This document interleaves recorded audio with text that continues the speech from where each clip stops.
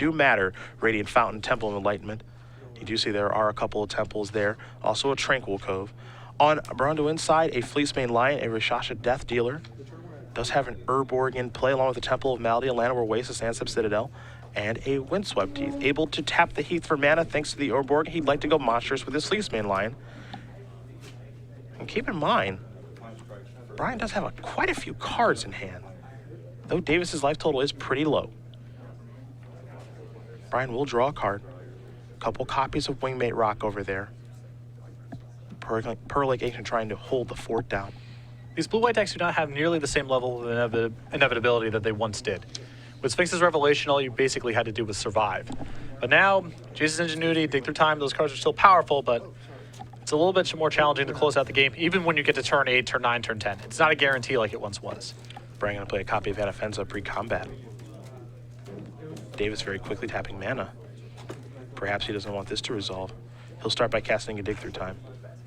Take a look at the top 7. Of course, he'll get to choose 2. Now, if he didn't catch a glimpse of Jim's hand, he does have a copy dissolve in his hand already. He's looking at a copy of Jesus' Ingenuity. It looks like actually 2 of them, and Hostilities over there as well with his Dig Through Time. So a lot of nice options here for Jim. Brian still has access to a fairly safe attack, even if things don't work out with his Anafenza resolving. He has access to a Regenerator and an Indestructible Creature, so he can still squeeze through a couple points of damage. Now he will cast a Nullify to take care of Anafenza. And we'll head back Davis's way. Davis will draw a card. There's a Tranquil Cove. Pushes life total up a little bit higher. Every little bit of life matters here. Absolutely. Brian going to sacrifice his Windswept Teeth on his upkeep. Does not want to draw a land if he can avoid it. So he'll get a Plains out of his deck. At least we think. Perhaps a Forest? He'll go with the Plains. Must have something specific in mind, because once you have Rakshasa in play, you generally err on the side of having as many forests in play as possible once you have Urborg, because you just want green-black as much as you can generate it. Brian will draw. Looks like he may have picked up a copy of Nissa. That's real haymaker in this matchup. Might be a little late to the party, though. Jim's got a lot of cards in hand, too. And every time that Brian takes an entire turn casting something that gets hit with a Dissolve or a Nullify and can't make an attack, that's so good for Jim. Brian going to go Siege Rhino. Jim very quickly reaching for mana. Here's 5 mana to Jason Ingenuity. So he's going to draw 3 cards, get some information before deciding if he wants to counter this, as he does have a copy Dissolve in hand. We do have an update here for you. Stephen Mann barely made it into the Players' Championship, making the most of it. He does win 2-1 over Chris Van Meter. They are in Group B, joined by Tom Ross and Brad Nelson. So Mann and Nelson start their day off with a win in Group B. A couple Pro Tour top 8 competitors.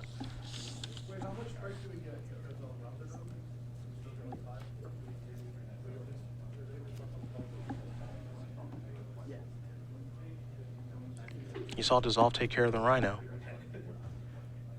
And now, it looks like BBD feeling a little frisky, perhaps. He did not make this attack last turn. I don't know if he had an instant he was in his hand. I don't know if he was worried about something like Devouring Light. But now, this is a relatively safe attack, assuming there's nothing he wants to follow up with. It's some points of damage he gets to squeeze through.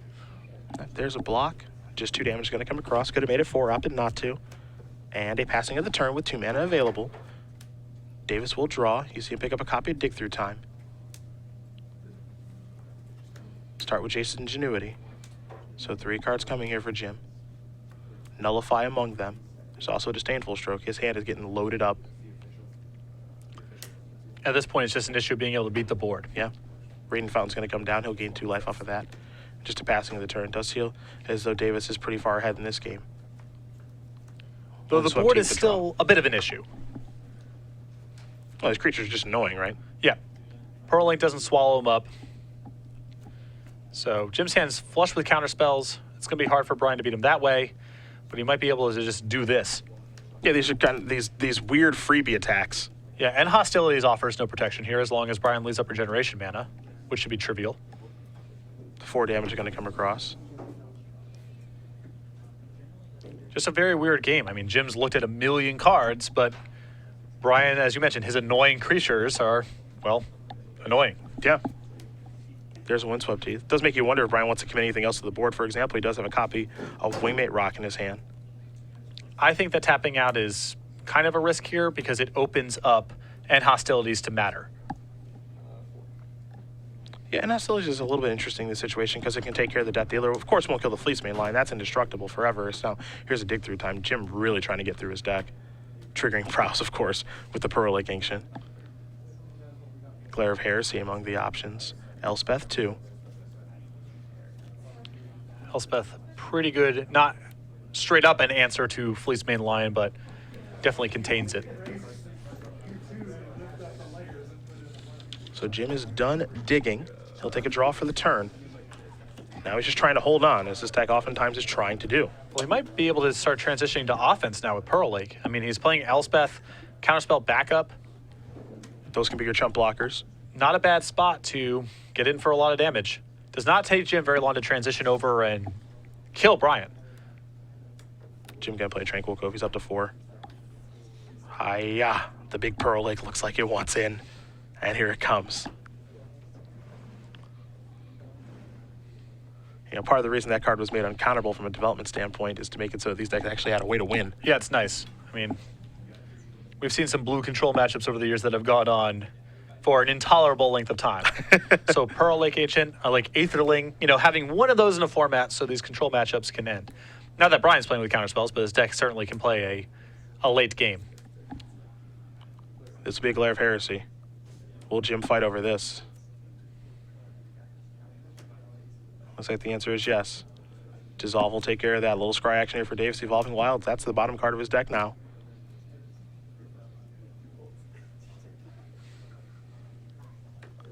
Death Dealer.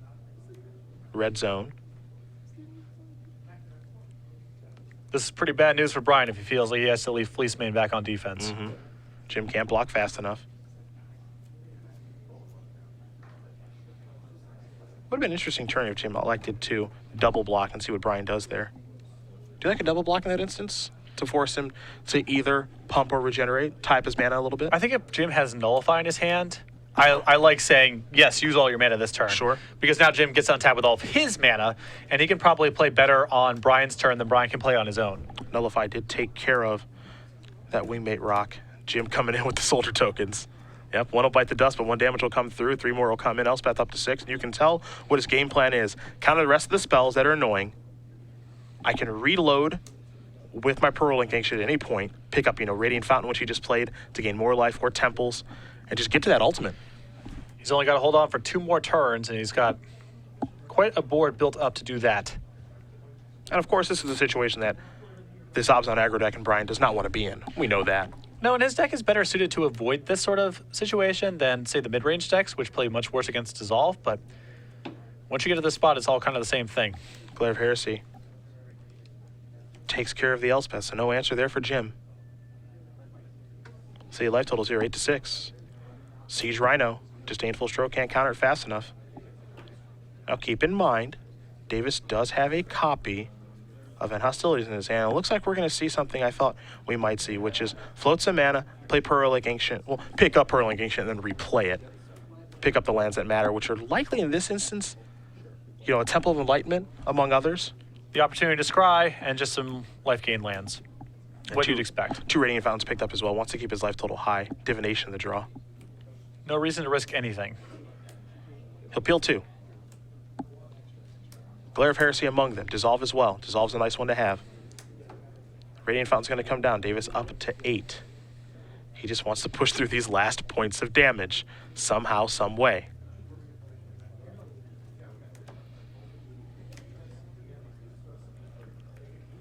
Is there a good way for him to do that is the question. I don't think there's much of a rush. I think he can still wait for a better spot. Brian going to lead off with a Thoughtseize. Davis going to cast a Dissolve. Take a look at the top. Don't have a great look, but he's going to keep it on top. Brian going to go reaching for some mana here. It's a Nissa. Interesting to see what role that card plays in this game, as it does tick up and makes the Plains into a 4/4. Passing of the turn. Davis will draw. Now remember, he kept the top card on top. It's a copy of Banishing Light.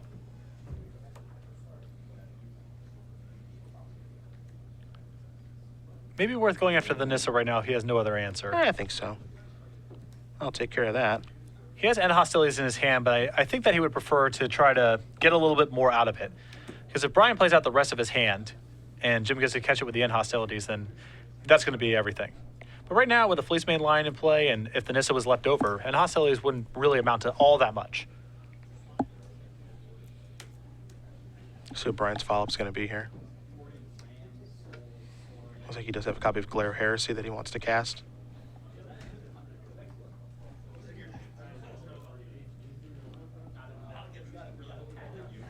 There is a Sorin first. So he'll lead out with the Solemn Visitor.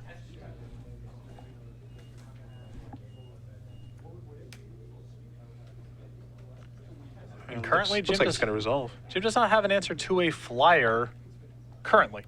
I mean, he does have the ability to gain a lot of life with Pearl Lake Ancient, so there's not a huge rush to do anything, but you know, right now he does not have that locked up. Vampire token going to come into play. We're heading back Davis's way. You see, time is of the essence here for these players.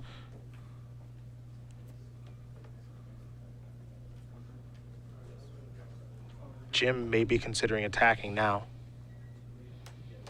He'll play Radiant Fountain first.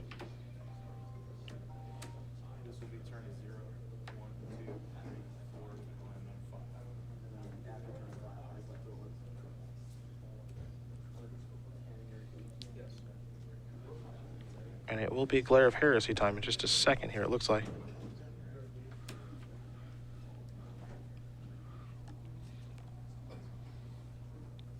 Big question is just token or Sorin. Yeah.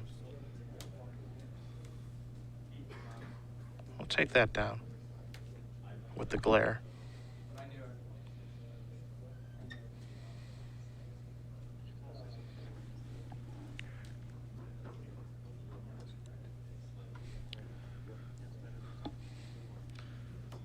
All right, so turn number one.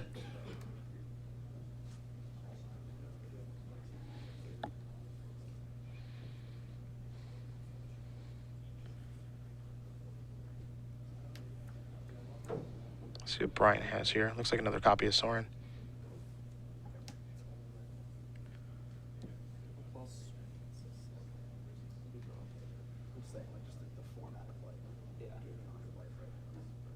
And looks like it's going up. Well, again, this puts Brian in a spot where he doesn't really have to care that much about End Hostilities. Yeah. He'll have a Planeswalker left over and his Fleece Main Lion. I think Jim's hand is just lands in the End Hostility. I think that's it, yeah. Pearl Lake Ancient with the ability to do some manipulation, but that's it. So for as many cards as Jim has seen and all the spells he's countered, Brian still has his head above water.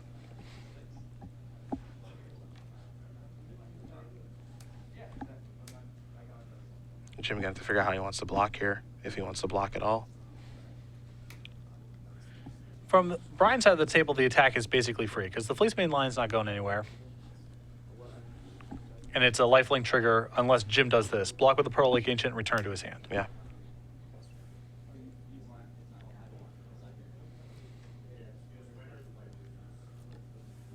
$11 to 7.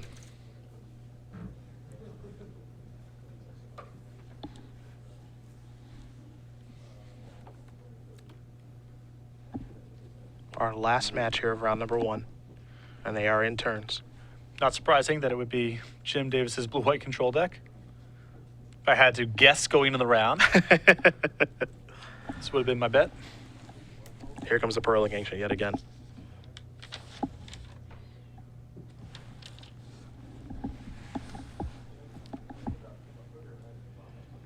Yeah, the tough thing about this deck is just closing the game out. Yeah. He got close with Elspeth. His deck not really flush on ways to win. There's a Pearl Lake, 3 copies of Elspeth, Some Burmazes in the sideboard, which I would be surprised if they came in this matchup because Brian's deck's so good at killing creatures and blocking. Though Jim did board in a lot last weekend when we were in Seattle. Some spots where I think most people didn't expect him to. He was aggressive bringing in Burmaz. Yeah. But this seems like an especially poor matchup, especially if Brian has shown the glare of heresy in Game 2. Yeah, it wouldn't surprise me. Glaire's quite good in this matchup. A lot of targets. I'm dubious of Burmaz to begin with in the matchup, and then having access to glare, I think puts it over the top.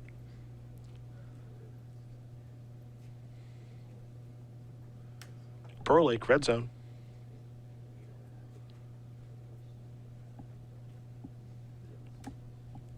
At least we think. Not a lot to be gained by attacking with the tokens because the Sorin trigger rolls over into this turn as well. Regeneration. Sure. That's tapped. Now, the upshot of this is it does allow Jim to sweep up the Death Dealer in the end hostilities if he wants to go down that road. Yep, and that's exactly it looks like the road that he's about to go down. He'll pick up Pearl Lake Ancient. Those are the 3 lands he's going to return. That's end hostilities, which means Death Dealer, the land, and the Vampire token are going to go away. As will Jim's soldiers. He's going to replay Elspeth.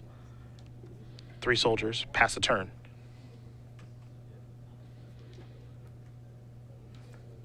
Jim may have to do a little bit of discarding here. And it looks like he does. There go a couple of useless lands. And just a passing of the turn. Turn 3 of extra turns.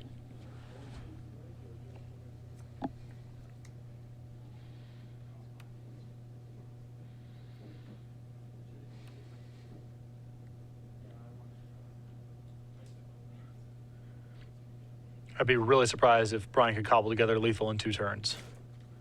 But Jim also killing would be quite the challenge. Glare of Heresy is going to come in. It's going to take care of Banishing Light. Give Brian his Nissa back. That's going to become a 4/4. It's not shabby. It's one way to do it. 2 Planeswalkers out there. Sorin going to tick up. Looks like he's going to go straight at Davis.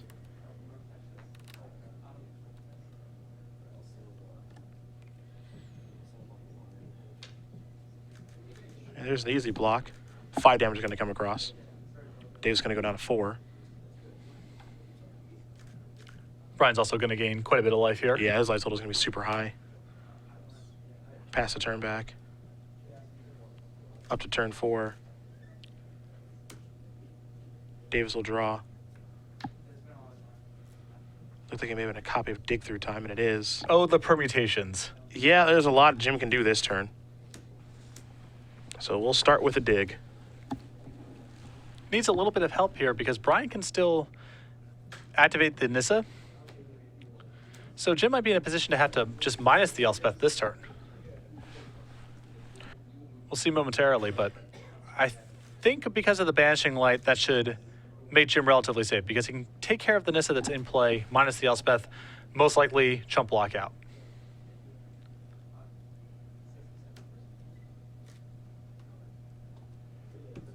All right. There's Radiant Fountain. Davis is going to go up to 6. Now keep in mind, after turn 5, if there's not a winner of this game, we go into sudden death, which means the first life change that does happen results in a winner.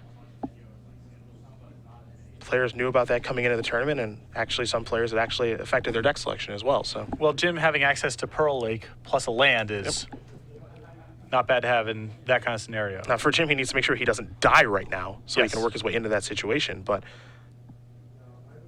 I know talking with some players leading into the tournament, they said that's part of my decision making coming into this.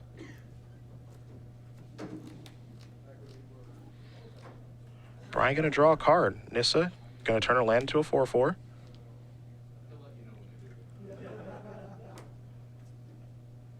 Let's see what this is. Death Dealer. Now Sorin's going to tick up. And everybody's coming in. Here's Pearl Lake. We know that.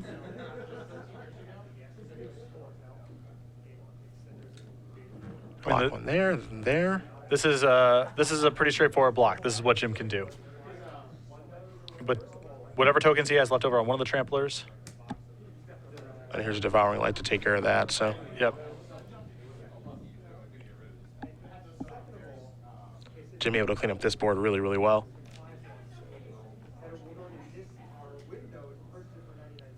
You see Brian was trying to punch through those last points of damage, but it looks like Jim would be doing a nice job of turning the corner now anyway, given his board.